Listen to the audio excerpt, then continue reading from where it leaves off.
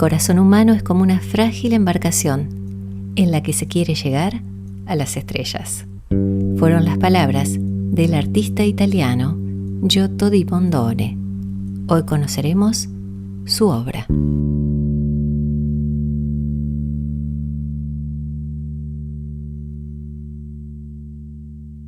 Soy la arquitecta Edith Pellegrini. Estos son los adelantos del programa de hoy. Viajamos a Padua, Italia, para admirar la obra cumbre de un genio del Trecento italiano, donde el arte se vuelve eterno.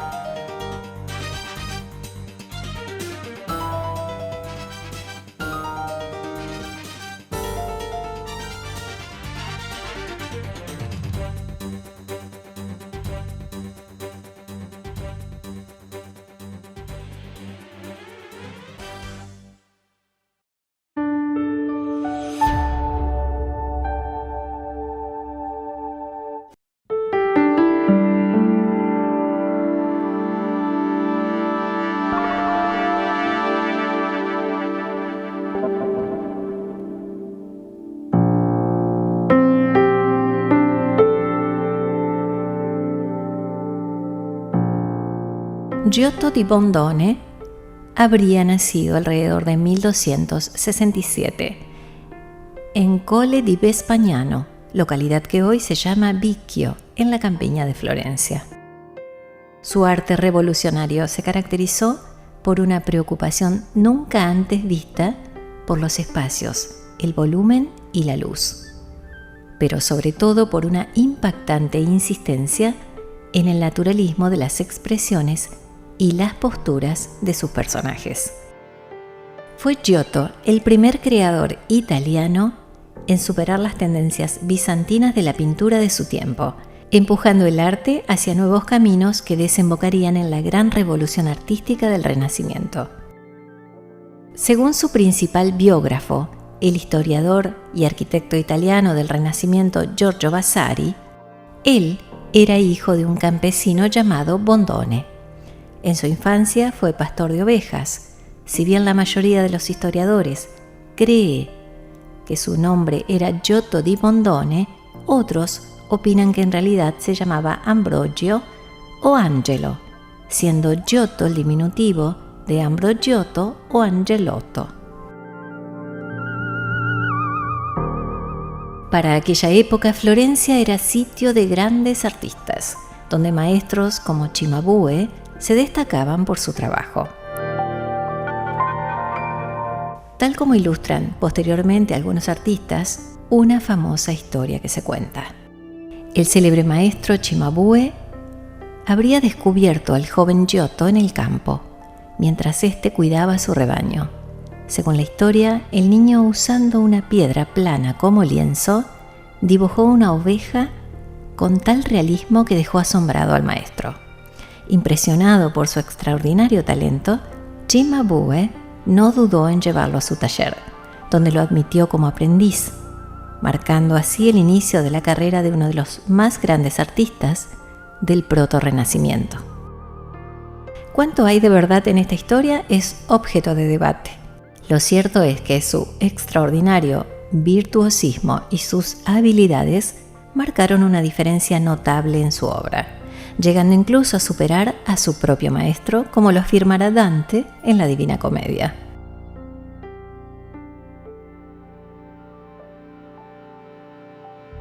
Giotto se convirtió en uno de sus mejores discípulos y continuó sorprendiendo al veterano maestro. Cuenta Vasari también que un día, en el taller, el joven artista habría pintado una mosca tan realista que Cimabue intentó varias veces espantarla del lienzo. Giotto se trasladó con Cimabue a Roma y a otros sitios de Italia, y aquí contribuyó en muchas de las obras encargadas a su maestro. La temática religiosa era de lejos el principal motivo pictórico en aquella época.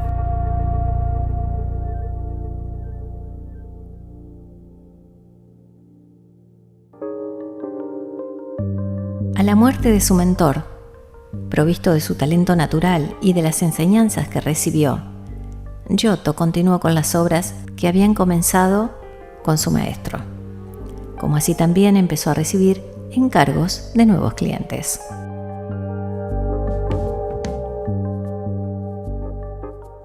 Así se le atribuyen como primeras obras que llevan su firma la continuación de la Basílica de San Francisco de Asís y trabajos en Santa María Novella, en Florencia. En la Basílica San Antonio de Padua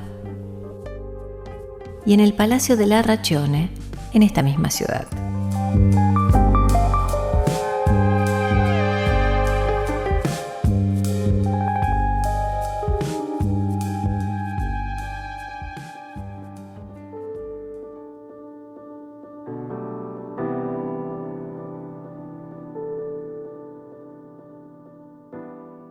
Innovó con el uso de la perspectiva, de los claroscuros y la representación de detalles como las arrugas en la piel y en la ropa, técnicas fundamentales en la pintura renacentista, aunque ese término todavía no se hubiera acuñado. El dinamismo de sus composiciones y personajes y su uso todavía rudimentario de la perspectiva son la clave del mayor logro estilístico de Giotto. Crear con sus escenas historias contadas con la pintura y no simples imágenes estáticas. Otro acierto es el de integrar sus conocimientos de arquitectura en su trabajo.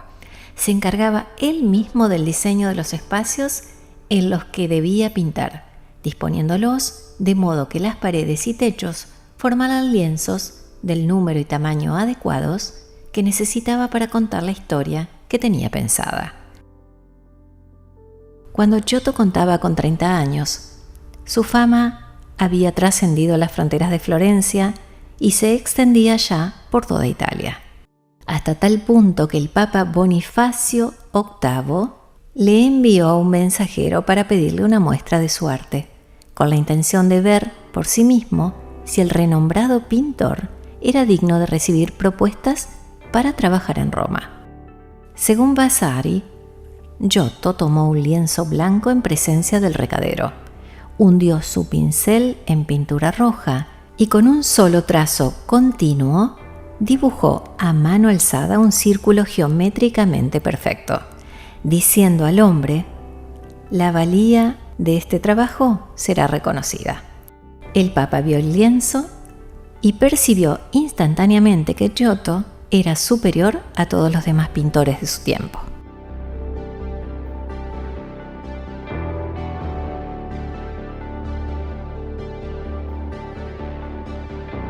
Además de los numerosos encargos para obras religiosas recibidos por Roma, también trabajó en Bolonia y Milán.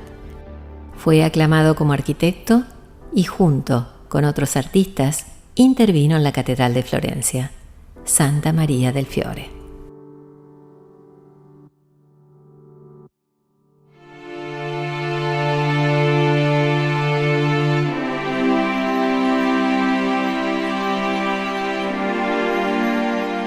Según numerosos expertos, la obra cumbre de Giotto se encuentra en el magistral ciclo de frescos que realizó en la capilla de los Scrovegni en Padua.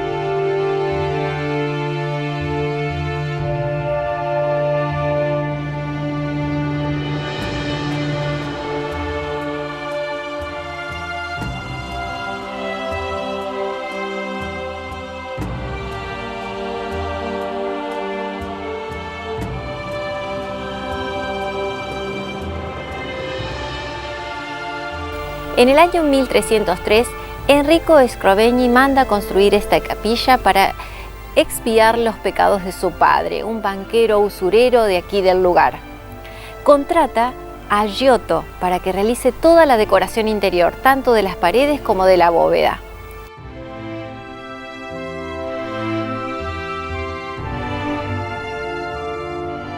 Giotto, con sus escasos conocimientos de perspectiva, logra en el medioevo generar esa sensación de profundidad. Pinta en una de las paredes la escena del juicio final, donde podemos ver a don Scrovegni pidiendo perdón por sus pecados. El banquero Enrico Scrovegni, inmensamente rico y con grandes ambiciones políticas, adquiere en 1300 toda la zona donde se encontraba una arena romana del siglo I, para levantar allí su palacio, con una capilla anexa a este, para servir como oratorio privado y como monumento funerario para él y su esposa.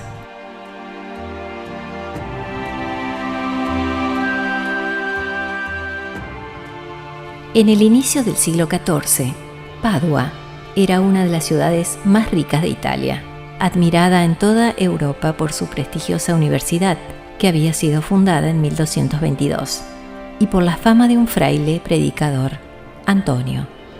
Los franciscanos levantaron enseguida una espléndida basílica dedicada al santo. Para decorarla, llamaron al artista florentino, a quien conocían por su trabajo en Asís. De ese modo, Giotto arribó a una ciudad vibrante, marcada por el dinamismo comercial, el fervor humanista universitario y una profunda devoción popular. Enrico Scrovegni lo contrató de inmediato y no escatimó en gastos, lo que permitió a Giotto disponer de los mejores pigmentos para lograr el profundo azul del cielo, de láminas de plata dorada para resaltar las aureolas de los santos, y de un equipo de asistentes que le ayudaron a conseguir un acabado impecable en la tarea de afrescar una capilla que había sido construida como voto de expiación por las culpas de su padre, Reginaldo Scrovegni, a quien Dante había situado en el infierno entre los condenados por usura. Giotto, con 40 colaboradores, inicia los trabajos que llevarán unos 855 días. En solo 2 años logra decorar 900 metros cuadrados de paredes y techos pintados al fresco que rompían definitivamente con el hieratismo de la pintura bizantina y lograban transmitir, por su dramatismo, la emoción alegre, triste o violenta de cada escena de la historia de la salvación.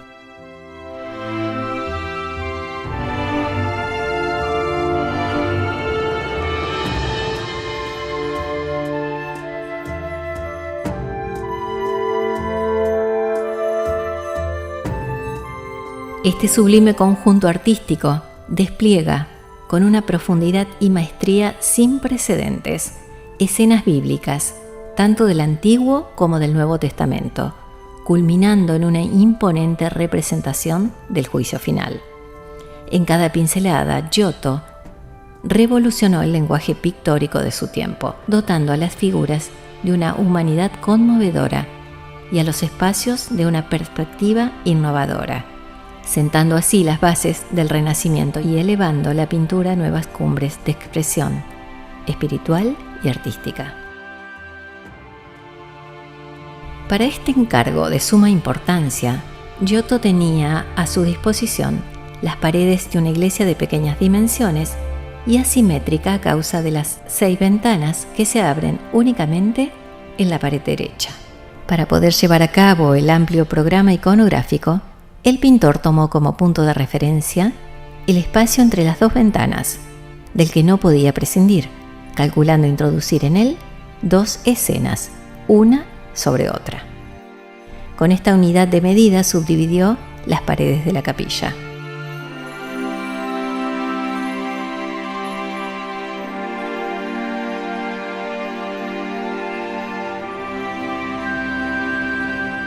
También aquí, el sistema de los marcos que separan las escenas entre ellas simula una articulación arquitectónica de las propias paredes de la capilla.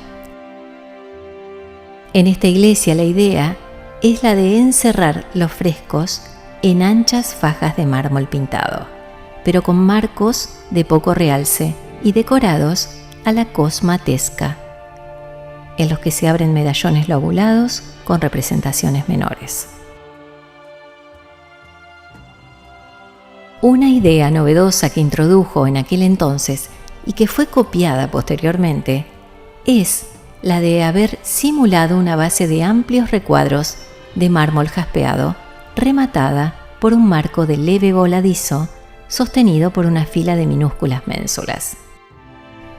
Entre los recuadros de mármol se insertan las alegorías de las virtudes y los vicios de manera monocroma y como si fueran también bajorrelieves de mármol. Pero recordemos que aquí todo está pintado en 2 dimensiones, sobre un único plano. Otro detalle que vemos aquí del ilusionismo espacial es la representación arquitectónica de los pequeños recintos pintados con efectos de trompe-l'œil en la pared del fondo hacia el altar, a ambos lados del arco triunfal. La anticipación de soluciones de la perspectiva del siglo XV es sorprendente. El artista con esta obra parece encontrarse en la plenitud de su madurez, momento en el que ha suavizado la vehemencia polémica que en sus obras juveniles, como las de Asís, dotaba a ciertos aspectos de su visión figurativa de un carácter demasiado crudo y marcado. De acuerdo con la finalidad doctrinal y filosófica de muchos conjuntos decorativos de los siglos XIII y XIV, considerados con frecuencia como grandes textos didácticos figurados, el ciclo de la capilla de los Scrovegni contiene la representación de 7 virtudes y de los 7 vicios contrarios. Finalmente, en el fondo de la pared interior de la fachada, el artista florentino pintó una grandiosa escena del juicio final, que contrasta con el resto de escenas laterales por su complejidad.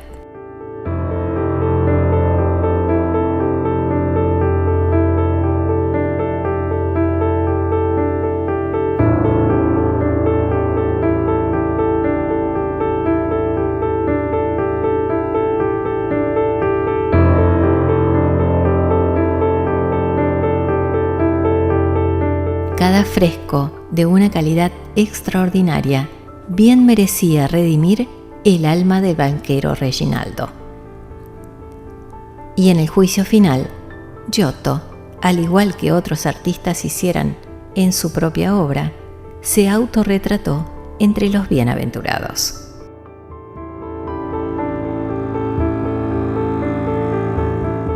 El Trecento italiano marcó un periodo de transición y efervescencia cultural que sentó las bases del Renacimiento. Giotto fue el pintor italiano más importante del siglo XIV, cuyas obras apuntan a las innovaciones del estilo que se desarrolló un siglo más tarde.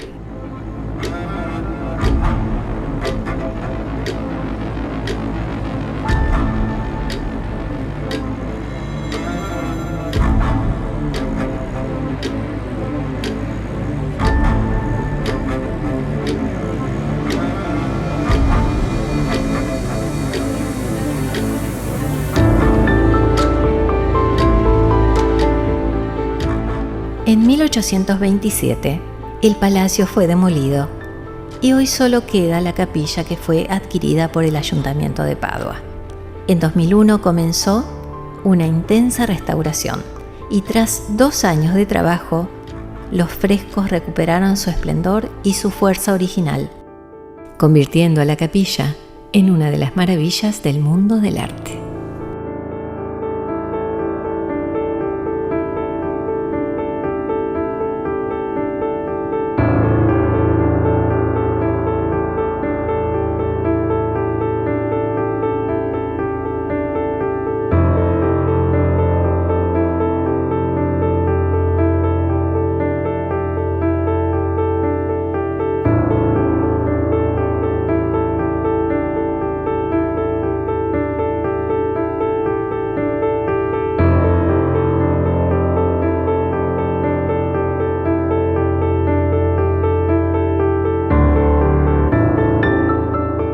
Giotto continuó trabajando hasta sus últimos días. El maestro murió el 8 de enero de 1337 y, según narra Vasari, fue sepultado como lo merecía por sus talentos, con grandes honores. En vida fue querido por todos y especialmente por los hombres excelentes en todas las profesiones, ya que, además de Dante, Petrarca lo honró y rindió tributo a sus obras. El término Renacimiento aún no había sido inventado, pero ya había perdido a uno de sus padres.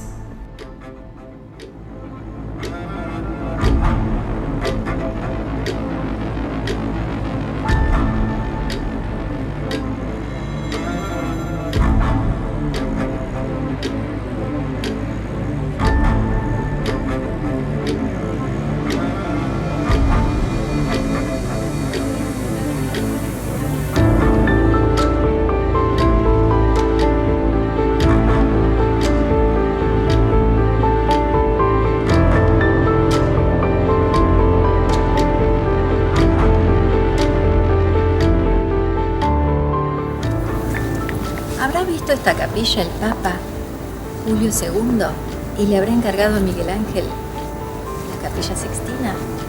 ¿Habrá sido fuente de inspiración para Julio II o para Miguel Ángel?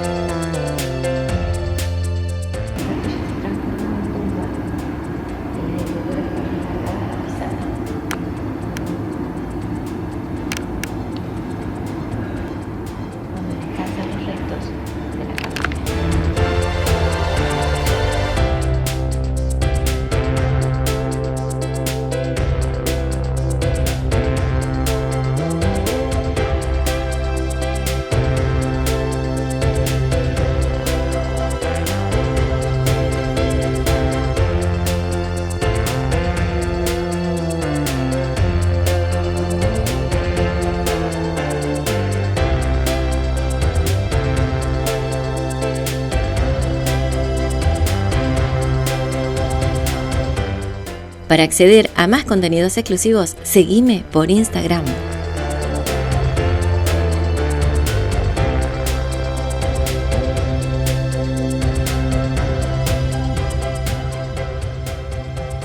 Mi nombre es Edith Pellegrini y esto fue 100% Arquitectura. Hasta la próxima semana.